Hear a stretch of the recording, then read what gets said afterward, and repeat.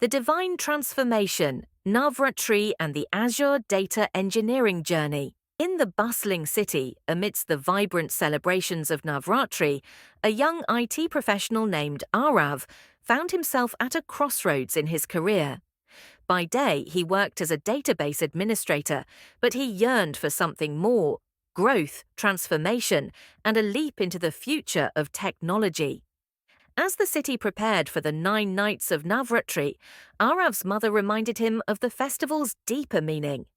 Navratri is not just about dance and devotion, she said. It is a time for self-improvement, discipline, and transformation.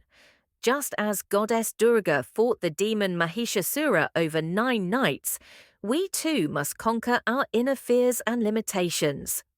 Her words struck a chord. Arav realized that he had been hesitant to upgrade his skills, fearing change and failure.